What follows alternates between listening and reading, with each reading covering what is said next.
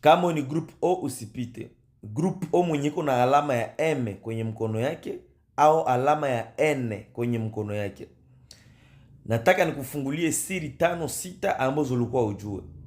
Hawa watu wa group O ambao kuna zile alama, kia kwanza ni watu wanatendeaga watu mema sana. Wanatendeaga watu mema sana, lakini watu warudishia yake ile mema.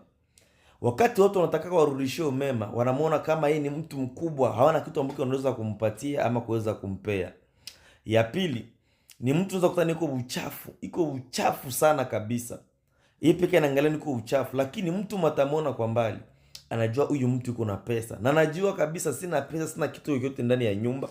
Mimi anamuona usia ndani, namwambia huyo mtu iko na pesa. Ya tatu ni watu ambao wanakuwa viongozi. Wanaishi ili kuongoza kundi. Anaweza fika fast kwenye watu wa mingi viko. Mimi wataselektione wa kwanza ama watachagua wa kwanza ni huyo mtu wa group O ama alama ya MN kwenye mkono yake.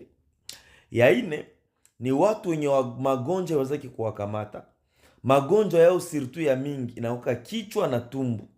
Magonjwa mengine au magonjwa ya sida, magonjwa ya nini, ni vigumu sana kuweza kuwakamata kwa sababu damu yao muna siri kubwa ambayo Mungu aliweza kuweka ndani.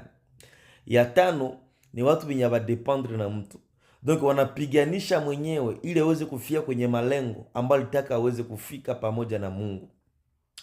Na ingine ya sita ni watu ambao kiingia ndani ya mahusiano, akafika mahusiano, anajitahidi afanye kila kitu kyote ili afurahishe mtu ambaye mwenye yuko naye. Anaweza fanya kila kitu kyote iwezekanavyo kwa sababu mwenye yuko naye asikie kama roho yake imetosheka na kuweza kufuraha.